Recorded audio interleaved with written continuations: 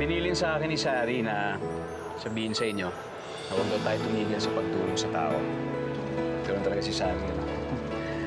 Kahit sa huling sandali ng buhay niya, kapakanan pa rin ng iba yung iniisip niya. Kaya ngayon, binubuksan natin ulit yung Healing House Foundation in memory of Dr. Sari Acosta para ituloy natin yung pagtulong sa mga batang may sakit.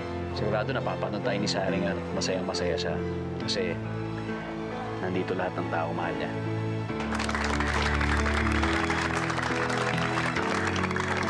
Ayaw ni Saring maging malungkot tayo ngayon.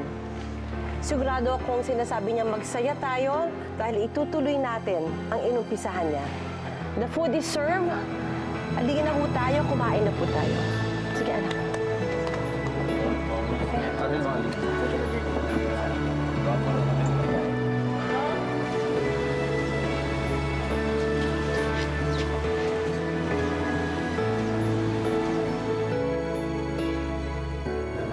Miss?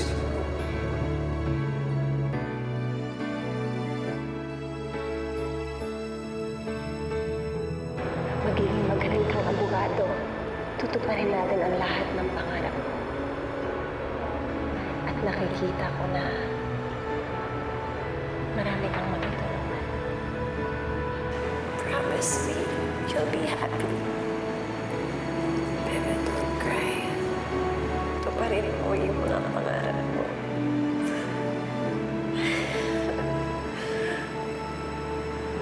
Huwag kang titigil na tumulong sa mga tao.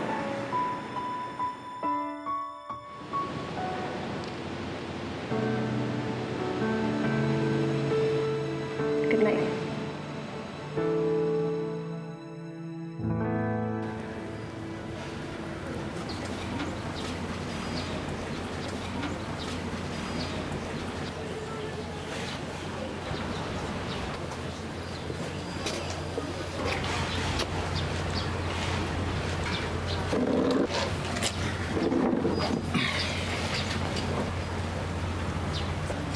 Salamat. Laki nang naitulong mo rito. It's the least I can do pagkatapos iligtas ni Sari yung buhay ko. Alam mo, Pepe, pagkatapos ng lahat ng pinagdaanan naming dalawa, naging tunay na magkaibigan kami. Gusto ko lang magpasalamat sa'yo for saving me before.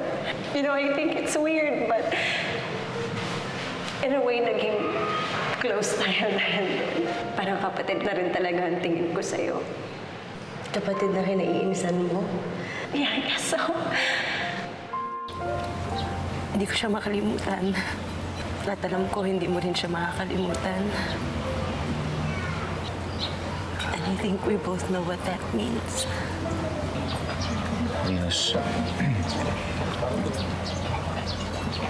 gusto ko lang malaman mo na totoo ang nararamdaman ko para sa'yo. Mahal kita. Pero alam natin pareho na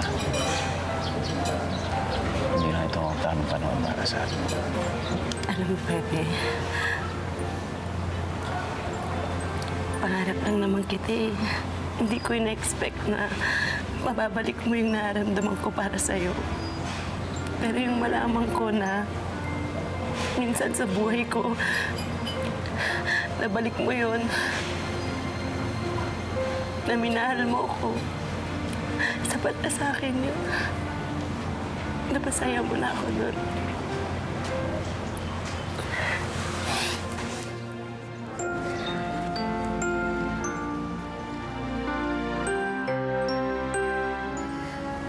Salamat, Pepe.